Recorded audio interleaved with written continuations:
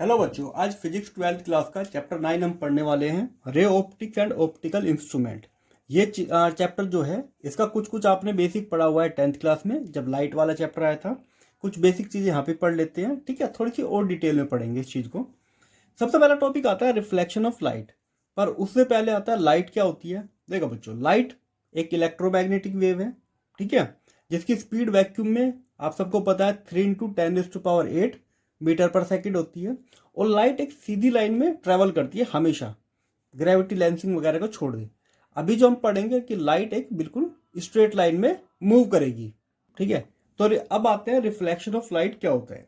देखो बच्चों, लाइट का रिफ्लेक्ट होना, टकरा के उसी मीडियम में वापस आ जाना। मान लेते हैं यहाँ पे एयर थी और यहाँ पे हमने मिरर रखा हुआ है, ठीक है। मिरर क्या होता है, ये इसकी जो सरफेस होती है बहुत ज़्यादा स्मूथ होती है और एक तरफ हम इसको पॉलिश कर देते हैं ताकि लाइट बाहर ना निकल जाए इससे, ठीक है।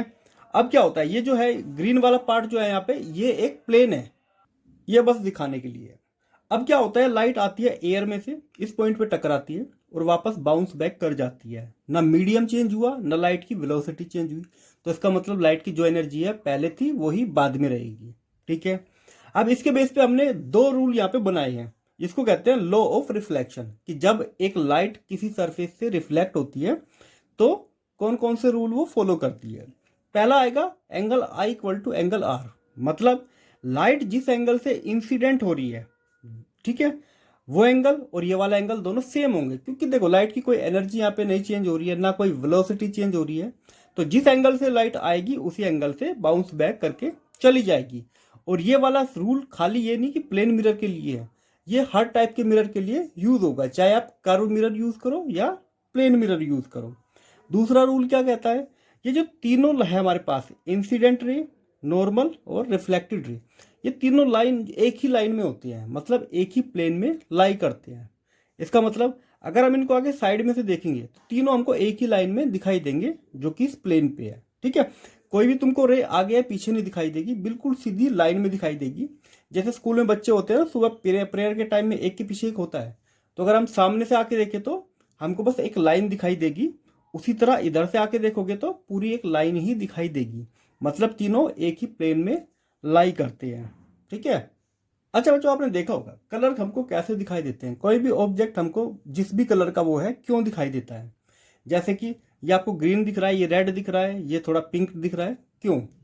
जब भी लाइट, ये जो मटेरियल इसके अंदर है, इस इंक के अंदर जो मटेरियल है, जब लाइट इसके ऊपर आती है, ठीक है, लाइट के अंदर, लाइट वाइट कलर की होती है, उसके अंदर सारे कलर होते हैं। तो जो मटेरियल है वो सारी लाइट को एब्जॉर्व करता है पहले तो, और फिर जो लाइट वो एब्जॉर्व नहीं करता उसको वापस से रिफ्लेक्ट कर देता है, बाउंस बैक कर देता है, ठीक। उसके इलेक्ट्रॉन एक्साइट होते हैं तो वो एनर्जी को एब्जॉर्व करते हैं, और जब वो फिर वापस से अपनी पुरानी पोजीशन पे आते हैं तो रेज निकालते हैं। जैसे ग्रीन कलर आपको दिख रहा है, तो ये जो इंक है, ग्रीन कलर वाली इंक है, ये क्या कर रही है, जो भी लाइट यहाँ पे आ रही है उसको एब्जॉर्व कर रही है और वापस से इसने सारी लाइट एब्जॉर्व की, सिर्फ ग्रीन लाइट को छोड़ के, क्योंकि ग्रीन ये वापस दे देती है, इसलिए ये चीज़ आपको ग्रीन दिखती है। आपको जो भी ऑब्जेक्ट जिस कलर का दिखता है तो समझ जाना उस ऑब्जेक्ट ने या उस मटेरियल ने सारी लाइट को एब्जॉर्व कर लिया है, और जो लाइट को एब्जॉर्व नहीं किया है, जो वापस उसने दे दी है, वो लाइट एब्जॉर्व नहीं हुई है, इसलिए उसका वो कलर दिखाई देता है, ठीक है। अब बात आती है स्फेरिकल मिरर की। स्फेरिकल मतलब एक गोला हमारे पास है, ठीक है, स्फेयर, उसमें से हमने ये कुछ पार्ट्स कट करके निकाल लिया है। अब हमने एक मिरर को बाहर की तरफ पॉलिश किया है, एक मिरर को अंदर की तरफ पॉलिश किया है। इसमें लाइट क्या होगी, अंदर वाले हिस्से से टकराएगी, ठीक है, इसलिए इसका नाम हमने कॉनकेव रखा है। उसी तरह इस वाले पार्ट में लाइट टकराएगी अनपॉलिश्ड पार्ट से, तो इसीलिए इसका नाम कॉन्वेक्स रखा है, ठीक है। अगर हम साइन कन्वेंशन की बात करें कि कैसे हम कैलकुलेशन करेंगे, सारी इमेज कहाँ पे होनी चाहिए, ऑब्जेक्ट कहाँ पे होना चाहिए, पर उससे पहले हमको साइन कन्वेंशन देखना है। लाइट हमेशा लेफ्ट से राइट देखनी है हमको, हमेशा। अब इसमें बिल्कुल कोऑर्डिनेट वाला सिस्टम है। इस पॉइंट को 0 0 मानो, जैसे ओरिजिन होता है, इससे लेफ्ट में जो भी वैल्यू लोगे, ठीक है, तो वो नेगेटिव आएगी सारी। इसके राइट में जो भी वैल्यू आएगी वो आएगी सारी पॉजिटिव। इस पॉइंट से ऊपर जितनी भी वैल्यू आएंगी सारी आएंगी पॉजिटिव। तो ये ऑब्जेक्ट यहाँ पे लेना है हमको पॉजिटिव, और ये हाइट आएगी तो ये होगी नेगेटिव। बस इसको इतना ही समझ लेना है। फिर बात आती है, ये हमारा कौन सा है, कॉनकेव। कॉनकेव, इसमें क्या होता है, लाइट जब आती है तो किसी एक पॉइंट पर सारी की सारी फोकस हो जाती है। लाइट जब भी इस मिरर से टकराएगी तो इस फोकस से होके जरूर जाएगी, इसलिए इस पॉइंट को क्या कहते हैं, फोकस। ठीक है, तो इस पॉइंट को क्या कहते हैं हम, फोकस। ठीक, तो इसमें लाइट क्या हो रही है, सारी कन्वर्ज हो रही है, तो इसका दूसरा नाम क्या होता है, कन्वर्जिंग मिरर। ठीक है, तो इसका दूसरा नाम कन्वर्जिंग मिरर होता है। उसी तरह इसको देखो, ये हमारा कौन सा है, कॉन्वेक्स। अब इसमें जब लाइट इस सरफेस पे पड़ती है, इसमें पॉलिश हमने अंदर की तरफ की है, तो लाइट जब अंदर की तरफ आती है तो बाहर की तरफ निकलती है इसकी। ठीक है, तो इससे लाइट जो है वो बाहर की तरफ निकलना शुरू हो जाती है, इस तरफ। ठीक है, पर हम क्या करते हैं, इसमें जो इमेज बनती है वो वर्चुअल इमेज बनती है मिरर के अंदर। ठीक है, तो इसका फोकल लेंथ हो गया इधर की तरफ, इसमें क्या हो रही है, लाइट डाइवर्ज हो रही है, तो इसका नाम हम डाइवर्जिंग मिरर भी कहते हैं, डाइवर्जिंग मिरर। इन दोनों के अलग अलग यूजेस है, वो हम बाद में देखेंगे क्या अलग अलग जगह वो लगते हैं। ठीक है, अब ये जो फोकल लेंथ है, जहाँ पे ये चीज़ें फोकस हो रही है, ये कितना दूर होती है और ये हम कैसे पता लगा सकते हैं, उसको देखते हैं। देखो बच्चों, इसके लिए हमने सिंपल एक रेज है, मिरर से टकराती है और फोकस पे फोकस होती है, क्योंकि ये होती है। ठीक है, इसलिए इसको फोकस पॉइंट कहा है हमने। अब देखो, जो लॉ ऑफ रिफ्लेक्शन है वो यहाँ भी फॉलो होंगे। सी यहाँ पे क्या है, सेंटर, जिस स्फीयर के अंदर से इसको कट करके निकाला है, ये कौन सा मिरर है वैसे, कॉनकेव। ठीक है, तो ये कॉनकेव मिरर है, जिस स्फीयर के अंदर से इसको कट करके निकाला है उसकी रेडियस क्या है, ये सेंटर हो गया इसका, तो ये पूरी क्या हो जाएगी, रेडियस। अब देखो, इसकी लेंथ को माना मैंने एफ, तो एफ और आर का क्या रिलेशन होता है वो हमको देखना है। अच्छा देखो, जब लाइट यहाँ पे टकराई इस पॉइंट पे, एंगल आई, इंसिडेंट एंगल, टकराने के बाद इधर गई तो रिफ्रैक्शन और रिफ्लेक्शन, तो ये दोनों एंगल सेम होने चाहिए, पहली बात। दूसरी बात, ये लाइन इसके पैरेलल है, तो जितना एंगल ये है उतना एंगल ये होना चाहिए, मतलब कि आई। अब अल्टरनेट एंगल हो गई है। अब आई और आर क्या है, यहाँ पे एंगल आई बराबर है एंगल आर के, ये है हमारा लॉ ऑफ रिफ्लेक्शन। अब इसको ध्यान से देखो, ये जो ट्राइंगल बना हुआ है ये आइसोस्केलर ट्राइंगल बन गया, तो इसका मतलब ये साइड इसके बराबर होनी चाहिए, मतलब कि सी एफ होनी चाहिए बी एफ के बराबर। ठीक है, अच्छा देखो, ये जो हमने कर्व पार्ट लिया है ये इतना ज़्यादा कर्व नहीं होता, बस मामूली सा कर्व होता है, तो हम जो ये बी एफ और ये वाली जो लाइन है इसको हम सेम ही मानते हैं।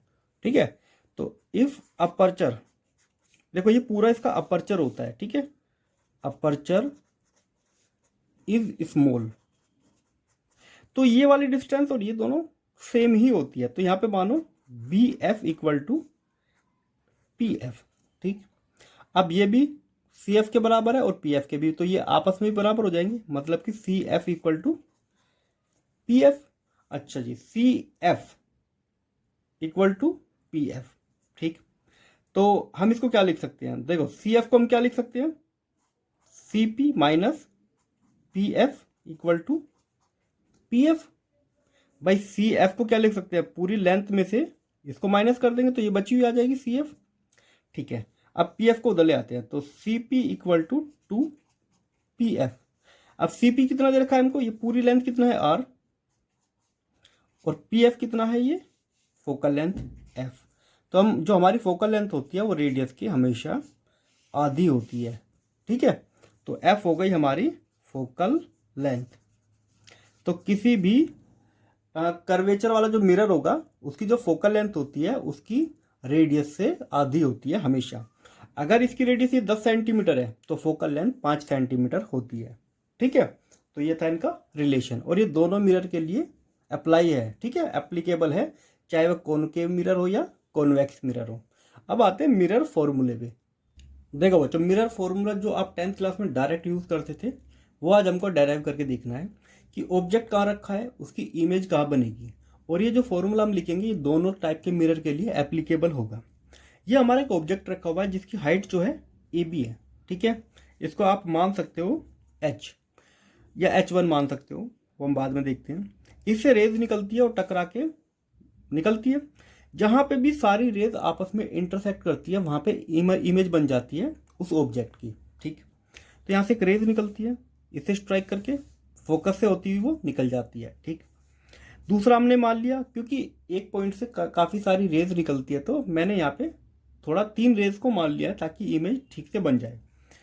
एक यहाँ से लाइन निकलती है, पोल से टकरा के इधर निकल जाती है, फिर एक रेस यहाँ से सेंटर से होती हुई आती है और फिर वापस चली जाती है। जहाँ पे तीनों रेस आपस में इंटरसेक्ट करती है, इस पॉइंट पे इमेज बनेगी। तो इमेज यहाँ पे क्या बनी है, ए डैश बी डैश। अब देखो ये जो रेज है ये ट्राइंगल बना रही है, तो इसका मतलब यहाँ पे ट्राइंगल के प्रॉपर्टीज यूज होगी। ठीक है, तो अब हमें इसको ज्योमेट्रिकली सोल्व करना है। 10th क्लास में आपने पढ़ा था, अगर दो ट्राइंगल सिमिलर हो तो उनकी साइड प्रपोर्शन में होती है। उसके लिए हम पहले क्या देखेंगे, देखो ए बी सी, अगर मैं ये ट्राइंगल लूँ ए डैश बी डैश सी और ये ट्राइंगल लूँ, क्या ये दोनों सिमिलर है? बिल्कुल ये सिमिलर है। क्यों? इधर भी 90 डिग्री एंगल, इधर भी जितना एंगल ये होता है उतना एंगल ये होता है, तो इनके दो दो एंगल सेम है। इसका मतलब ये दोनों ट्राइंगल सिमिलर है। तो हम क्या लिखेंगे यहाँ पे, triangle A B C and triangle A dash B dash C, या हम सीधे सीधे लिख सकते हैं ए बी सी सिमिलर है triangle A dash B dash C. और अगर ये सिमिलर है तो इनकी साइड जो होगी प्रपोर्शन में होगी। इसका मतलब जो ए बी है इसको डिवाइड करेंगे इससे, A dash B dash equal to जो ये वाली लेंथ है इसको पढ़ेंगे हम C B divide by C B dash. तो ये बन जाती है हमारी पहली इक्वेशन। अब आते हैं दूसरे ट्राइंगल पे। देखो बच्चों, ए बी और पी, ये जो ऊपर बड़े वाला ट्राइंगल बना हुआ है ये ट्राइंगल ए बी पी, ये सिमिलर होगा इस वाले ट्राइंगल के जो नीचे की तरफ बना हुआ है A dash B dash P. Triangle A dash B dash P ये भी सिमिलर है। क्यों? इसका भी एक एंगल 90 डिग्री है, इधर भी 90 है, और ऊपर से यहाँ पे अगर देखोगे तो ये एंगल इसके इक्वल होना चाहिए, क्योंकि ये एंगल आई है, ये एंगल आर है। लॉ ऑफ रिफ्लेक्शन तो ये कहता है ना, तो इनके दो एंगल आपस में इक्वल है, तो इसका मतलब ये सिमिलर है। और सिमिलर होंगे तो इनकी साइड जो होगी वो प्रपोर्शन में होगी। तो A B divide by A dash B dash equal to, अब हमें देखना है ये वाली लेंथ, ये जो ऊपर वाले ट्राइंगल में पी बी, ये जो पूरी लेंथ है पी बी पी बी, और ये लेंथ कितना आ गई पी बी डैश। ये हो गई हमारी सेकंड इक्वेशन। अच्छा देखो, ये भी A B divide by A dash के बराबर है ये भी, तो इसका मतलब ये दोनों आपस में भी इक्वल होनी चाहिए। तो इसका मतलब C B divide by C B dash equal to P B divide by P B dash.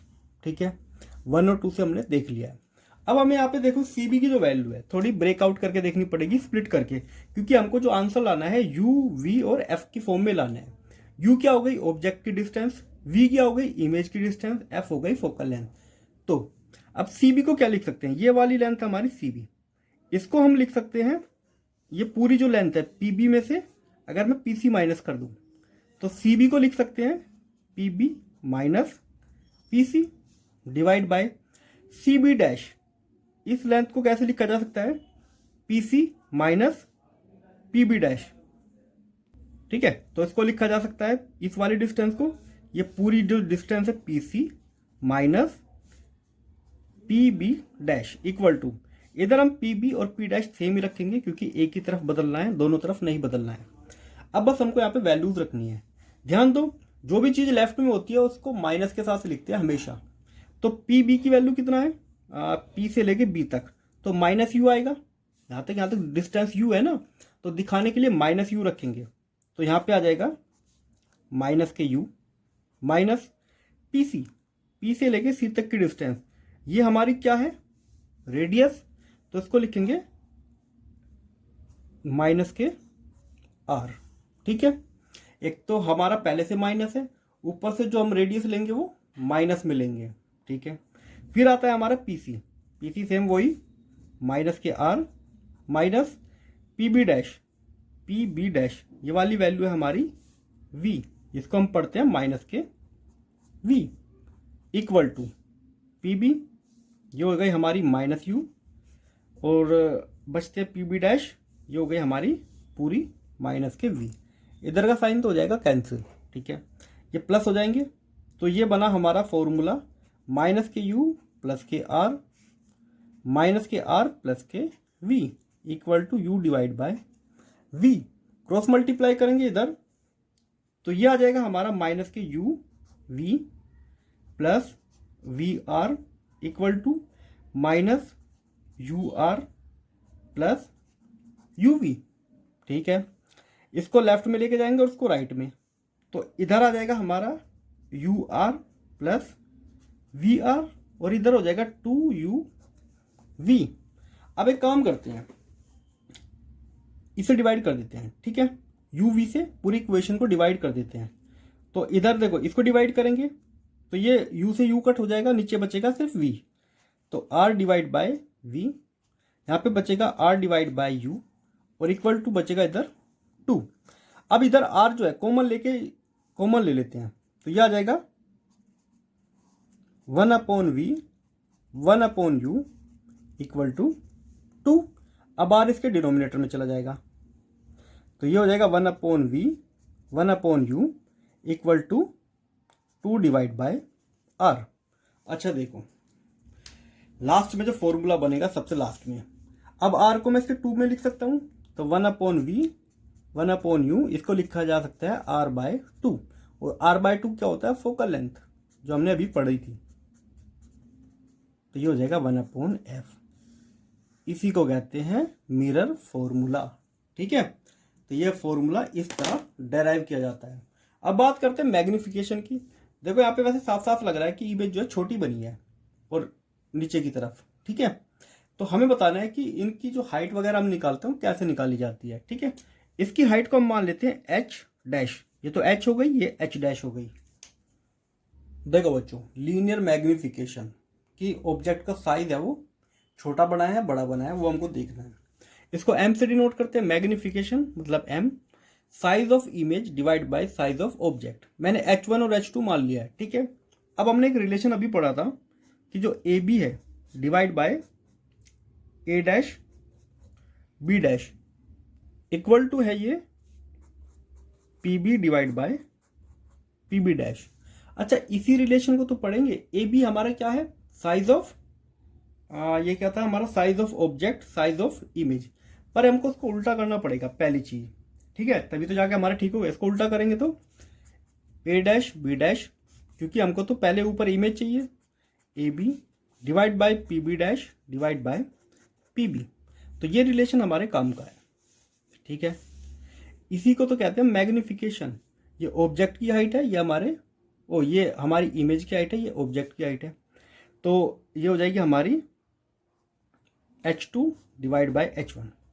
दूसरी बात देखो यहाँ पे ध्यान से कि जो हमारा ऑब्जेक्ट है वो बन रहा है नीचे की तरफ। देखो, ये जो हमारी ऑब्जेक्ट है वो नीचे की तरफ बन रहा है, तो हमको h2 माइनस में लेना पड़ेगा। तो यहाँ पे h2 पे मैं माइनस लगा देता हूँ। दूसरी बात, PB डैश। PB डैश क्या था हमारा? इसमें देखो, जो PB डैश हमारा था PB डैश, ये था हमारा V, तो V को लेना पड़ेगा माइनस में।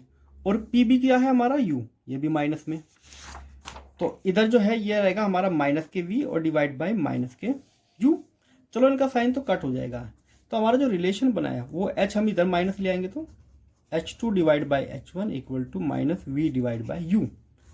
तो ऐसे हम मैग्निफिकेशन निकाल सकते हैं। ठीक है, अगर हमको h1 h2 दिया है तो डायरेक्ट निकाल सकते हैं। अगर h1 h2 नहीं दिया तो v और u का यूज करके भी निकाल सकते हैं।